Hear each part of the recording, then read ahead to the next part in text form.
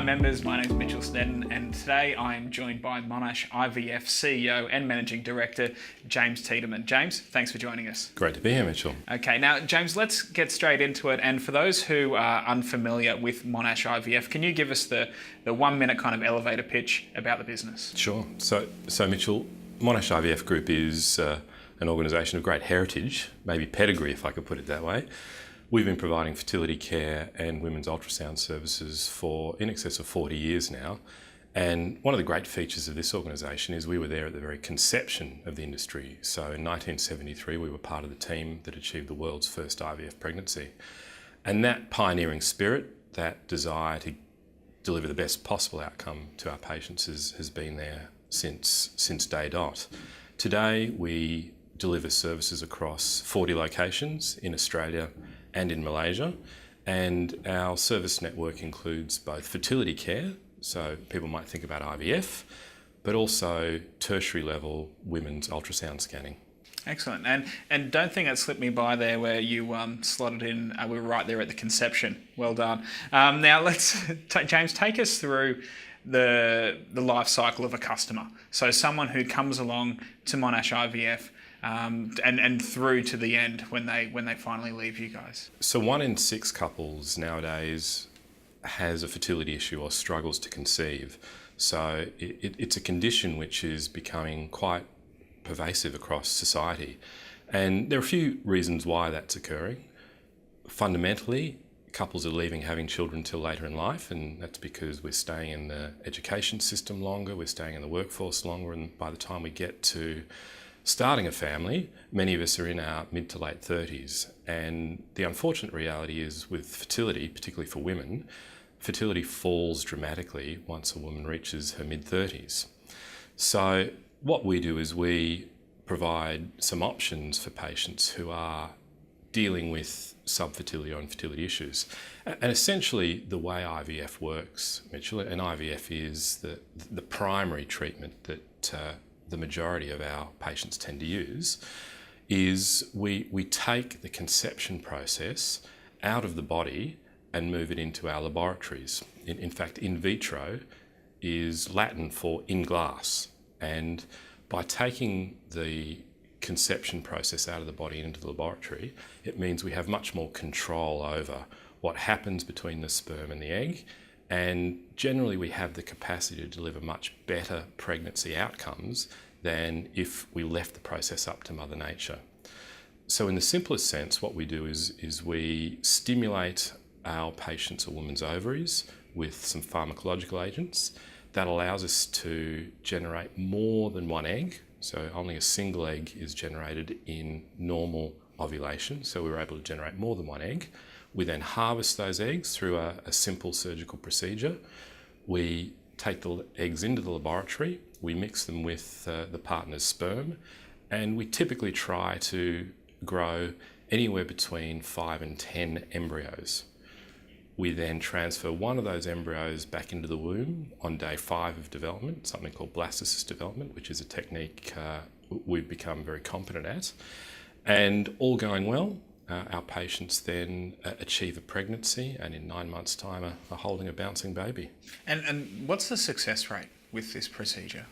So success rates very much vary depending on the age of the patient. And as I touched on earlier, once a woman reaches her mid to late 30s, the chance of achieving a pregnancy does drop. So broadly speaking, a woman of 37 to 38 years of age has a pregnancy success likelihood through IVF of about 35 to 40%. Now that success rate does drop once a patient moves into their 40s, particularly by their mid 40s. Okay, and so it sounds like an incredibly complicated procedure. What are the costs associated with this, and how does a patient pay? How much does Medicare cover? There is, as you've touched on, Mitchell, considerable technological requirement and skill by our embryologists, our doctors, our nursing staff. One of the great things here in Australia is we have the Medicare system, which does make a generous contribution to a range of different services, including IVF. So with IVF services, Medicare contributes about 70% of the cost of going through an IVF cycle.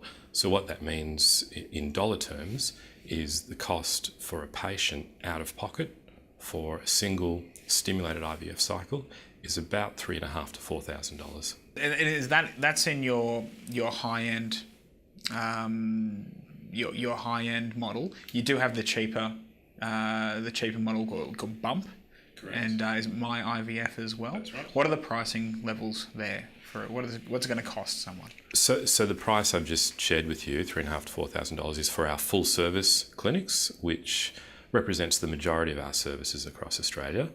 Our low intervention services, Bump and My IVF, the cost for patients is $1,500 to $2,000.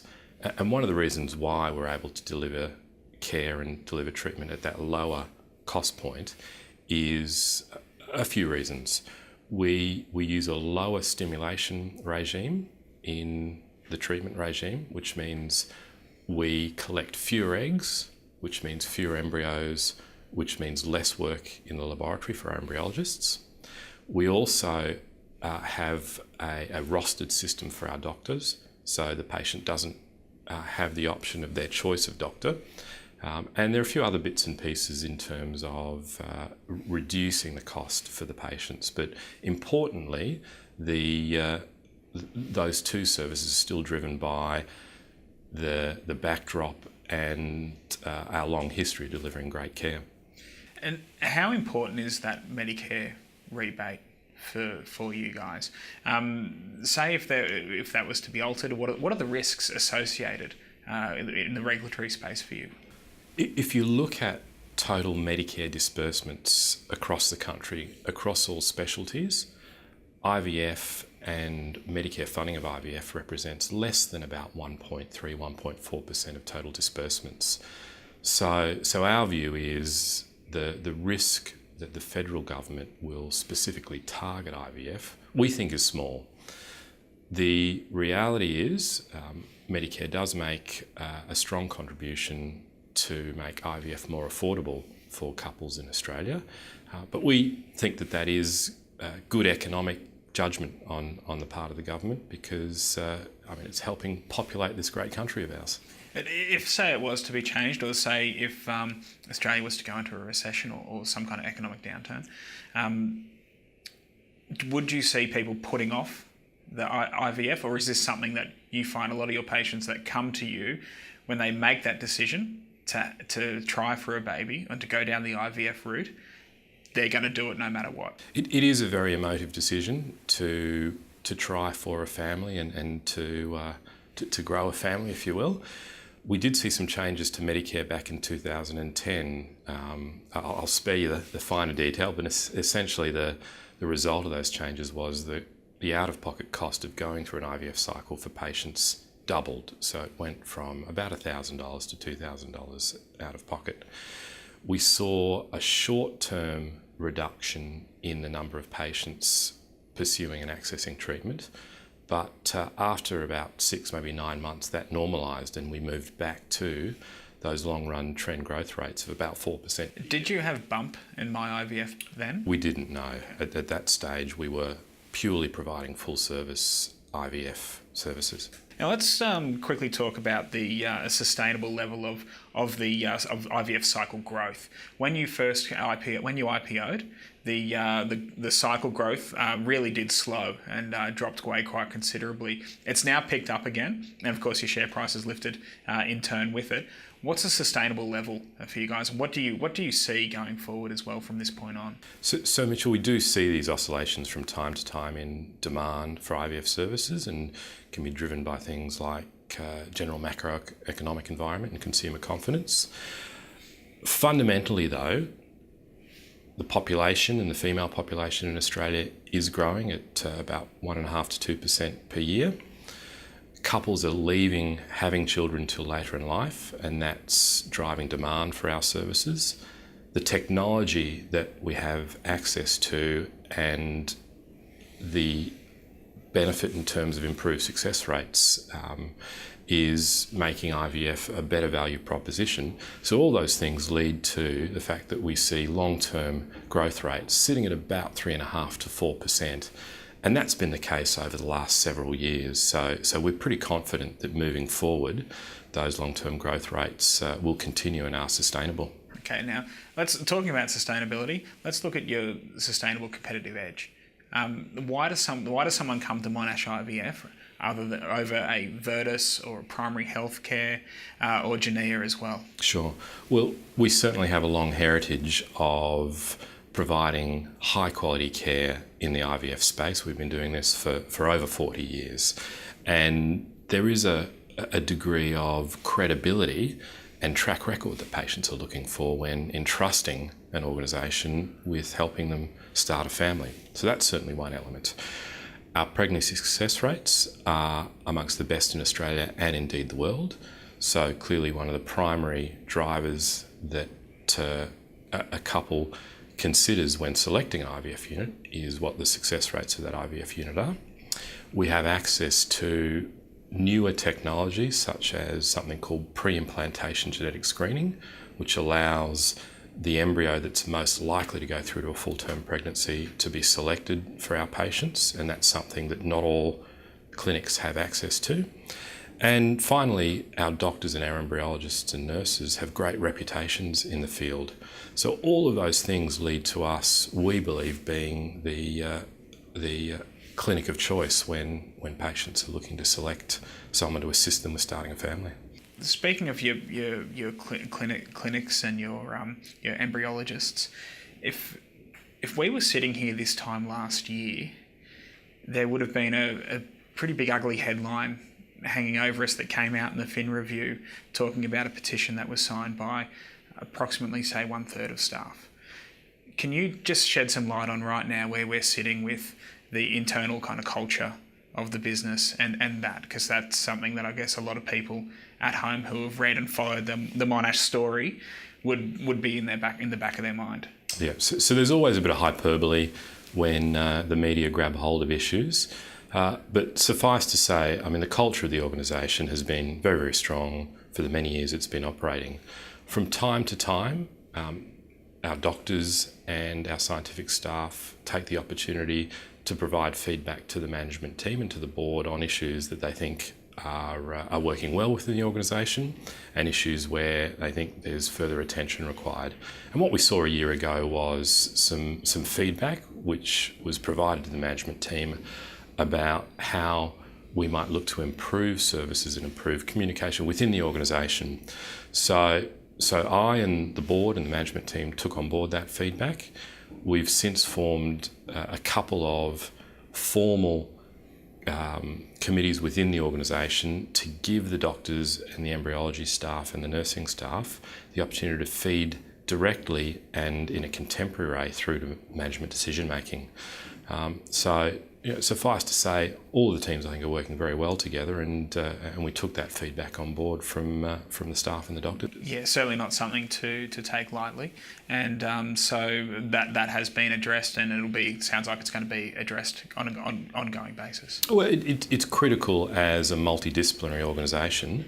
We are ensuring that when there are good ideas coming from the staff and the doctors, that we embrace those and look at propagating best-in-breed processes across the organisation. We now run in excess of 20 clinics across Australia and into Malaysia, and there are pockets of excellence in amongst our clinic network. And one of the features of the organisation is that we draw upon those pockets of excellence to continue to improve services for our patients. Talking about improving services and Malaysia as well, what we try to think about here is not exactly the next 12 months. We don't really care about the next 12-month price target. We want to know we want to think about what businesses are going to look like and going to be doing in, say, 5 years' time. In your view, where do you see Monash IVF in 5 years? But more importantly, what are your hurdles to actually achieving that? What could stop you from reaching those goals? So today we provide 1 in 4 IVF cycles undertaken here in Australia. In some markets, we have considerable market share. So realistically, our opportunities to grow in Australia are there. However, if we look beyond Australian shores, there are some really interesting opportunities overseas.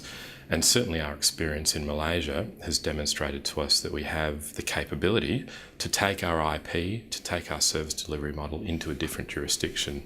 And growth rates in our Malaysian clinic have been double digit over the last 3 or so years. So we see some further opportunities to grow our services into Southeast Asia and into the broader ASEAN region.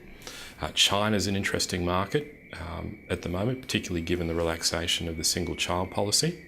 And there's a market there of, in excess of 1.4 billion people. How difficult is that to break into, though, the Chinese market? Look, we'll be measured in how and when we take an entry into the China market. There are some regulatory hurdles that we need to be mindful of, but certainly if you look at the reputation and credibility a provider like Monash IVF Group has, it has great resonance in that marketplace. We've also recently grown our services into a number of adjacent areas.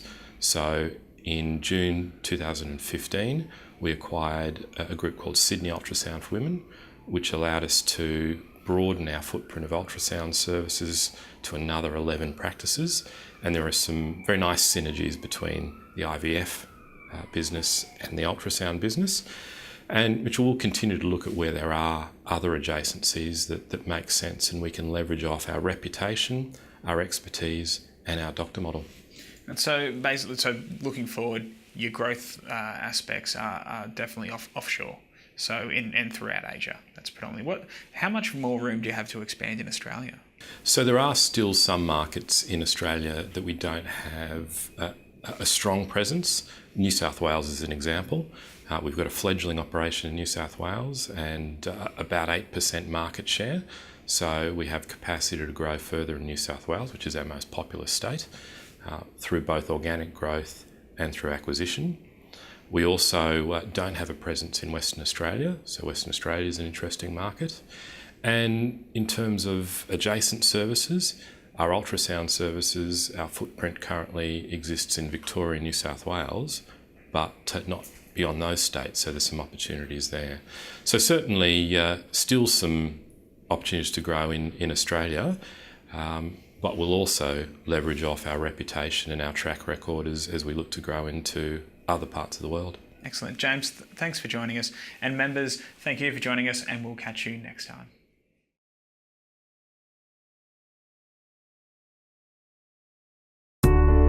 Now, I can do one of two things. I can either start spending 100 hours a week trying to find what are the new and emerging opportunities, or I can find someone like Intelligent Investor who's got a track record of doing the work for me. Intelligent Investor's it's my turbocharger.